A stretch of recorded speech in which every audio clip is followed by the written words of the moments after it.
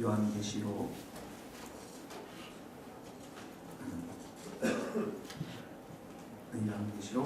2장 12절에서부터 마지막 29절까지 읽겠습니다. 요한계시록 2장 12절입니다. 버가모 교회의 사자에게 편지하라. 좌우에 날성검을 가지신 이가 이르시되 내가 어디에 사는지를 내가 아노니 거기는 사단의 권자가 있느니라. 내가 내 이름을 굳게 잡아서 내 충성된 증인 안디바가 너희 가운데 곧 사탄이 사는 곳에서 죽임을 당할 때에도 나를 믿는 믿음을 저버리지 아니하였도다. 그러나 내가 두어 가지 책망할 것이 있나니 거기 내게 발람의 교훈을 지키는 자들이 있도다. 발람이 발락을 가르쳐 이스라엘 자손 앞에 걸림돌을 놓아 우상의 제물을 먹게 하였고 또 행음하게 하였느니라. 이와 같이 내게도 느골라당의 교훈을 지키는 자들이 있도다. 그러므로 회개하라. 그리하지 아니하면 내가 내게 속히 가서 내 입의 검으로 그들과 싸우리라. 귀 있는 자는 성령이 교회들에게 하시는 말씀을 들을지어다. 이기는 그에게는 내게가 감춰진 만나를 주고 또 힘들을 줄 테니 도리에 내 이름이 세니 받는 자밖에는 그 이름을 알 사람이 없느니라. 두아디라 교회의 사자에게 편지하라. 그 눈이 불꽃 같고 그 발이 빛난 주석과 같은 하나님의 아들이 이르시되 내가 내 사업과 사랑과 믿음과 섬김과 인내를 하노니 내 나중 행위가 처음 것보다 많도다. 그러나 내게 책망할 일이 있노라. 자칭 선지자라는 하는 여자 이세벨을 내가 용납함이니 그가 내 종들을 가르쳐 꿰어 행음하게 하고 우상의 제물을 먹게 하는도다. 또 내가 그에게 회개할 기회를 주었으되 자기의 음행을 회개하고자 하지 아니하였도다. 볼지어다 내가 그를 침상에 던질 터이요 또 그와 더불어 가늠하는 자들도 만일 그의 행위를 회개하지 아니하면 큰 환난 가운데에 던지고 또 내가 사망으로 그의 자녀를 죽이니 모든 교회가 나는 사람의 뜻과 마음을 살피는 자인 줄 알지라. 내가 너희 각 사람의 행위대로 갚아주리라. 두아디라에 남아있어 이 교훈을 받지 아니하고 소위 사탄의 깊은 것을 알지 못하는 너희에게 말하노니 다른 짐으로 너희에게 지울 것은 없노라. 다만 너희에게 있는 것을 내가 올 때까지 굳게 잡으라. 이기는 자와 끝까지 내 일을 지키는 그에게 만국을 다스리는 권세를 주리니 그가 철창을 가지고 그들을 다스려 즐거롭게 뜨는 같이 하리라. 나도 내 아버지께 받은 것이 그러하리라. 같이 두 절 읽겠습니다. 내가 또 그에게 새벽별을 주리라. 귀 있는 자는 성령이 교회들에게 하시는 말씀을 들을지어다. 아멘. 네, 버가모 교회에 안디바가 있었죠. 안디바, 충성된 증인이죠. 그런데 또 거기에 보니까 발람의 교훈을 받아들여서 우상의 제물 먹게 하고 행음했던 사람도 있고 니골라당 세상과 타협하며 살았던 사람들이 있었습니다. 그랬더니 16절 말씀 회개하라고 그러죠. 그리고 내 입의 검으로 하나님의 말씀으로 너희를 치겠다. 말씀하셔서 치겠다. 이런 말씀입니다. 17절 말씀 같이 읽겠습니다. 시작. 귀 있는 자는 성령이 교회들에게 하시는 말씀을 들을지어다. 이기는 그에게는 내가 감추었던 만나를 주고 또 힘들을 줄 텐데 그들 위에 새 이름을 기록한 것이 있나니 받는 자밖에는 그 이름을 알 사람이 없느니라. 여러분들이 요한계시록 공부할 때 우리의 목표는 뭐냐면 성경의 계시록을 많이 읽는 거예요. 그러니까 어제도 제가 읽으면서 볼 때 저는 그러므로 회개하라. 그리하지 않으면 내가 속히 가서 회개하라는 말씀이 제 마음에 많이 꽂히더라고요. 그래서 제 자신을 위해서도 또 우리 교회, 우리 가정, 민족을 위해서 또 이렇게 회개하는 시간들을 가졌는데 여러분들이 이 말씀을 하나님 말씀을 많이 묵상하시고 읽으시면 좋을 것 같습니다. 오늘 17절에 보니까 자 이기는 그에게 자 귀 있는 자는 성령이 교회들에게 하시는 말씀을 들을지어다. 네. 하나님의 말씀을 꼭 들어야 됩니다. 우리가 매일 들어야 되는데 이기는 그에는 누굽니까? 행음하지 않고 우상 숭배하지 않고 세상과 타협하지 않는 자들 이렇게 말하는 거죠. 그런 자들에게 내가 감추었던 만나를 주고 감추었던 만나라고 하는 만나는 뭡니까? 광야 시절 때 이스라엘 백성들이 먹었던 육의 양식이죠. 네. 근데 여기 만나는 신자들, 충성된 신자들, 그러니까 충성된 신자들에게 주는 영의 양식을 말하는 것입니다. 안디바와 같이 충성된 자리에서 있던 사람들, 영의 양식이라는 것이죠. 자, 이 만나는 원래 지성소에 가면은 언약궤 안에 들어가 있죠. 모세의 지팡이도 있고 만나도 있습니다. 그러니까 여기 보니까 감추어진 만나, 이렇게 지성소에 있었던 그 만나를 주시겠다 이런 말인데, 신약에 와서는 예수님이 뭐라고 그러십니까? 나는 하늘의 만나다 이렇게 얘기하세요. 말씀하시죠. 내가 하늘의 만나, 생명의 떡이다. 그러니까 영의 양식을 제공하시는 분이 누구십니까? 예수님이시라는 거예요. 예수님께서 내가 감춰진 만나를 주겠다. 그러니까 우상 숭배하지 않고 세속에 무릎을 꿇지 않는 자들, 깨끗한 신앙을 지키는 자들에게 예수님께서 영의 양식, 성령의 충만함을 주시고 은혜의 충만함을 주시고 믿음의 충만함을 주시겠다는 거예요. 그들에게 또한 하나님의 말씀, 영의 양식을 끊임없이 공급해 주겠다는 것입니다. 그러니까 우리 성도들은 영의 양식을 먹고서 사는 자들인데, 주님의 말씀을 통해서 받는 그 은혜를 통해서 우리가 매일매일 살아가야 한다는 것이죠. 신앙을 지키는 자는 그래서 굶어 죽는 법이 없습니다. 왜냐하면 하나님의 말씀으로 늘 능력을 공급받기 때문에 그렇습니다. 세상 사람들은 무엇을 먹고 삽니까? 육의 양식을 먹고 삽니다. 그러니까 언젠가는 어떻게 합니까? 죽게 되어 있습니다. 망하게 되어 있습니다. 그러나 우리에게는 하나님의 말씀, 예수님의 말씀, 예수님이 계신 것이죠. 그 영의 양식을 통해서 우리는 은혜 받고 생명의 풍성함을 누리게 된다는 것입니다. 자, 두 번째는 거기 보니까 흰 돌을 주겠다 이런 말씀입니다. 흰 돌. 그 다음에 그 돌 위에는 새 이름이 기록되었는데 받는 자밖에는 그 이름을 알 사람이 없느니라. 자, 이 흰 돌은 옛날에 초대장, 연회를 참석할 수 있는, 결혼식에 참석할 수 있는 초대장, 그 다음에 양식을 타는 배급표, 이런 걸로 널리 알려졌습니다. 그런데 이 흰돌은 여기에 특별히 그 옛날의 초대장 배급표보다는 여기는 하나님의 이름, 또 예수님의 이름이 새겨진 흰 돌을 의미한다라고 이야기하고 있습니다. 그러니까 예수님을 믿는 사람들은 나중에 죽어서 어떻게 합니까? 메시아닉 벤퀴, 예수님의 천국잔치에 우리가 참여하게 되는 것이죠. 근데 그 천국잔치는 어떻게 합니까? 흰 돌을 가진 사람들, 그런 사람들만 참여할 수 있다는 것이죠. 그러니까 흰 돌은 하나님의 용서, 또 예수님이 주신 영생을 상징하는 것이고, 그 위에는 하나님의 이름 이렇게 적혀 있다는 것이죠. 그러니까 세상 사람들은 하나님을 인정합니까? 인정하지 않습니까? 인정하지 않죠. 하나님이 어디 있느냐라고 얘기하죠. 그러나 그것을 받는 사람들은, 흰돌을 받는 사람들은 그 이름에 대해서 알고 있다는 것이죠. 또 다른 사람들은 그것이 흰색이니까, 요한계시록에서 흰색은 승리를 상징합니다. 예수님이 흰 백마를 타고 그 전쟁을 벌이지 않습니까? 그리고 돌은 예수님이 친히 교회의 모퉁이 돌이 되셨다라고 하죠. 그래서 이 흰색과 돌이 조합을 이뤄서 예수님으로 봅니다. 예수님의 이름이 새겨진 흰돌. 그리고 여기에 보면 그 이름을 알 사람이 없느니라, 이 말은 우리는 흰돌이 새겨진 것을 받은 자로서, 영생을 받은 자로서 예수님을 압니까 모릅니까? 알죠. 예수님과 교제를 합니까 안 합니까? 하게 되죠.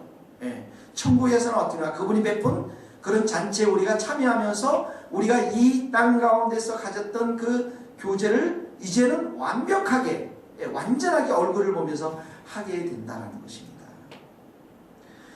자, 그러면 이 말의 의미는 뭐냐면, 우리는 이 흰돌을 가진 자로서 지성소 안에, 하나님이 계신 곳 안에, 예수님이 계신 곳 안에 우리 어떻게 합니까? 출입증을 가지고 있다는 거예요.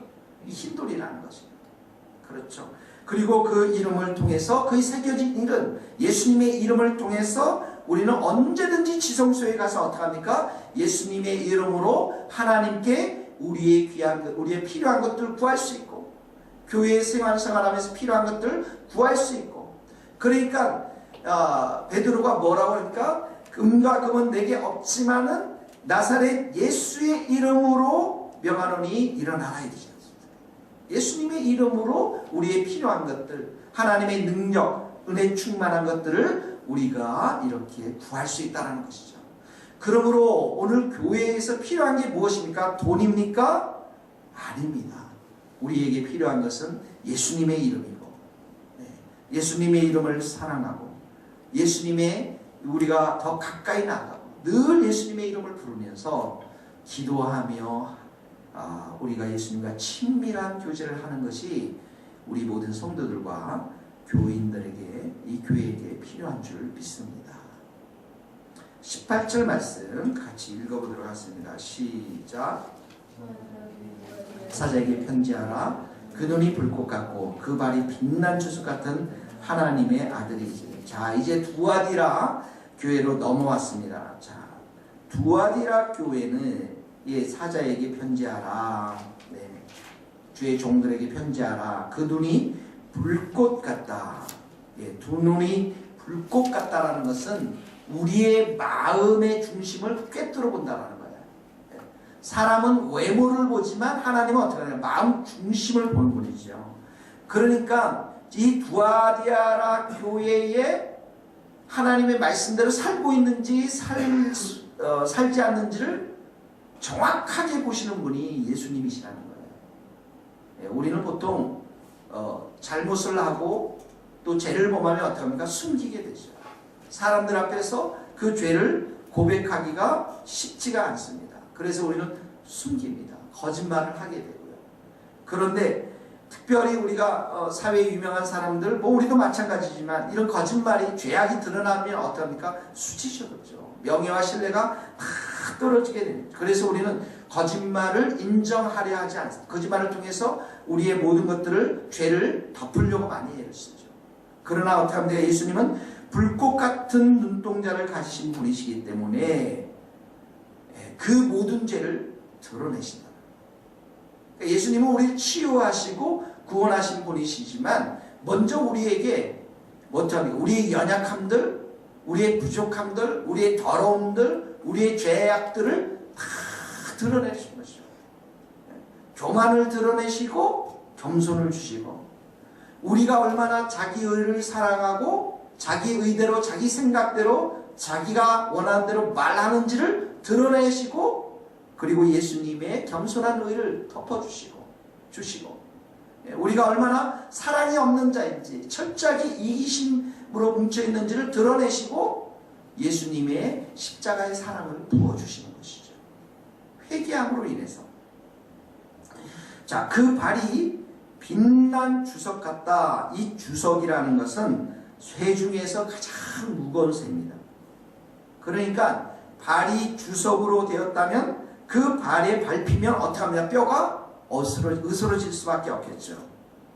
그래서 이 말은, 예수님의 말은 악인들, 이 원수인 사탄에 대해서 심판하시고 정복하시는 아주 강력한 말을 상징하고 있습니다. 사랑하는 성도 여러분, 마귀가 우리를 이기지 못합니다. 사단이 우리를 이기지 못합니다. 우리의 귀신들이 우리를 이기지 못합니다. 우리에게는 이 발이 빛난 주석과 같은 예수님의 발이 있기 때문에 그 발에 한번 밟히기가 하면 어스러워서 죽을 수밖에 없는 것이죠. 여러분, 발에 한번 여기 모기가 한 마리 있다고 생각해보세요. 밟아보십시오. 똑같은 거예요. 예수님의 말이 그런 말입니다. 여러분들을 괴롭히고 여러분들을 계속해서 유혹하고 유혹하는 이 악한 마귀는 예수님 앞에, 예수님의 발 앞에 모기밖에 되지가 않아요. 근데 그 말이 우리에게 주어졌습니다. 우리에게 그런 권세를 주셨습니다. 예수님 이름으로 우리가 기도할 때, 그 마귀를 대적할 때 그 마귀가 피해갈 줄로 믿습니다. 그런 담대한 믿음을 여러분들 가질 수 있기를 바라요. 19절 말씀 같이 읽겠습니다. 시작. 내가 내 사업과 사랑과 믿음과 섬김과 인내를 아나니 내 나중 행위가 처음 것보다 많다. 자, 여기 사업이라고 했는데 그 옆에다 적으세요. 행위라고 적는 것도 좋습니다. 행위. 내 행위가 하는데 네 가지가 나옵니다. 사랑, 믿음, 섬김, 인내를 합니다. 여러분, 두아디아라 교회는 사업, 행위들이 많은 교회였던 것 같아요. 그러니까 우리나라로 말하면 바자회 열심히 하고 전도 사역을 위해서 수익을 많이 한 그런 교회 같아요. 이 두아디아라 동네 그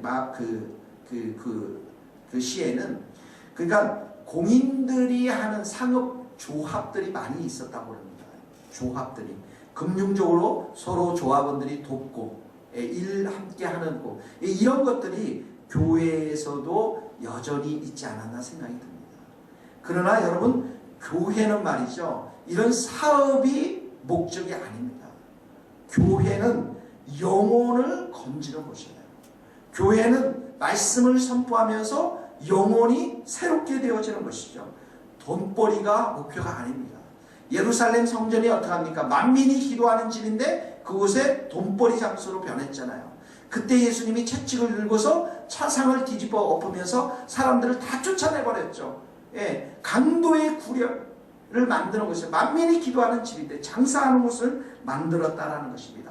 교회는 하나님의 말씀이 선포되어지는 것이고 이 말씀을 따라서 순종하며 이 교회를 정말 기도하면서 세워나가는 그 영혼들에 의해서 이 교회는 유지되어지고 하나님께서 역사에 가시는 것입니다. 자, 이들의 행위가 사랑이 있었어요. 믿음이 있었어요. 섬김이 있었습니다. 인내가 있었습니다. 얼마나 아름답습니까? 그런데 내 나중 행위가 처음 것보다 많도다 이렇게 말씀합니다. 이게 무슨 말입니까? 이런 사랑, 믿음, 섬김, 인내가 점점 갈수록 성장하고 한두 번 해서 끝난 것이 아니라 점점 꾸준히 하고 더 많이 했다라는 거예요.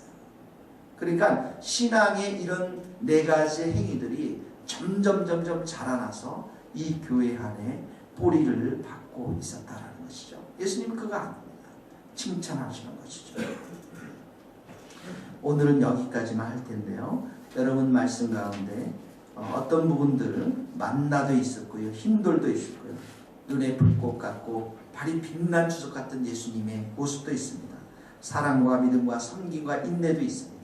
여러분 붙잡고 오늘 새벽에 같이 기도하시면 좋겠습니다. 같이 이 시간에 한 목소리로 기도하도록 하겠습니다.